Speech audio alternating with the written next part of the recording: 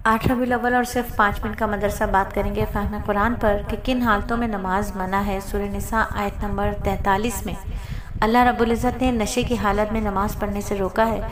अल्लाह फरमाते हैं जब तक होश व आवाज़ और समझ बूझ लौट ना आए, यानी नशे की हालत में इंसान की अक़ल पर पर्दा पड़ जाता है। इसकी वजह से नमाज में खुशू खुशू, ध्यान, तवज्जो, आजिज़ी कुछ भी नहीं रह पाती और मुमकिन है कि नमाज के अंदर तिलावत में ऐसी कोई गलती कर बैठे जिसकी वजह से नमाज ख़राब हो जाए। तो इस आयत से हमें 2 बातें मालूम हुई। एक है कि नींद का गलबा भी ऐसा हो कि आदमी अपनी ज़ुबान पर काबू ना रखे, तो इस हालत में भी नमाज़ पढ़ना या कुरान की तिलावत करना दुरुस्त नहीं है। और इसी तरह से टेक लगा के सो जाएं और हाँ, नमाज का वक्त जा रहा हो, इसका इलाज ये है कि ताज़ा वज़ू करे या कोई ऐसा अमल करे जिससे नींद का गलबा दूर हो जाए, फिर नमाज अदा करे। पेशाब पखाना रोक कर भी नमाज ना पढ़े, क्योंकि ये भी नमाज में खुशू खुशू पैदा होने से रोकता है। तो खुलासा ये है कि नमाज जो है वो मुकम्मल तवज्जो, ध्यान और खुशू खुशू के साथ होना चाहिए। और हदीस मुबारक का मफ़हूम है कि नमाज पिछले गुनाहों का कफ़ारा है। आप सल्लल्लाहु अलैहि वसल्लम ने इरशाद फरमाया, जो मुसलमान फ़र्ज़ नमाज का वक्त आने पर अच्छी तरह वज़ू करे, यानी अच्छी तरह वज़ू मखलूक से कटकर खालिक से जुड़कर जो वज़ू किया जाए, फिर खुशू व खुशू के साथ नमाज़ पढ़े, जिसमें रुकू भी अच्छी तरह करे, तो उसकी ये नमाज उन गुनाहों का कफ़ारा हो जाती है जो उसने नमाज से पहले अदा किया, बशर्ते कि वो गुनाह कबीरा ना हो।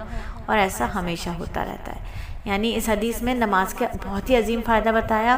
3 बातें बताएं कि खूब अच्छी तरह वज़ू किया जाए, हर वज़ू 3 मरतबा धोया जाए, मिसवाक की जाए, वज़ू के दौरान मसनून दुआएं मांगी जाए, पानी के इसराफ से बचा जाए, मुकम्मल खुशू के साथ नमाज अदा की जाए, रुकू सजूद अच्छे हों, तादील अरकान के साथ नमाज अच्छी तरह से अदा की जाए, और फिर दुआ करते रहना चाहिए कि अच्छी इबादत के लिए अल्लाह से दुआ मांगनी है, मदद मांगनी है। अल्लाह अपने ज़िक्र, शुक्र और बेहतरीन इबादत में मेरी मदद फरमाइए।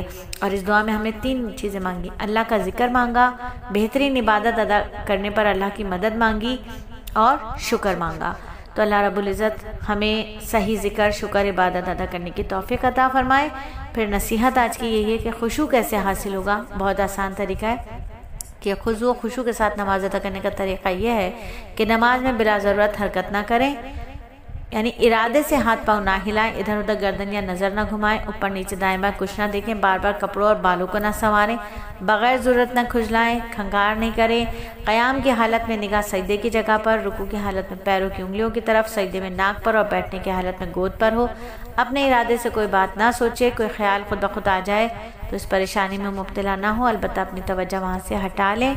हर लफ्ज़ पर ध्यान और तवज्जो दे के उसको मुँह से निकाले कि अब मैं क्या पढ़ रही हूँ, अब मैं क्या पढ़ रही हूँ, अब मैं क्या बोल रही हूँ।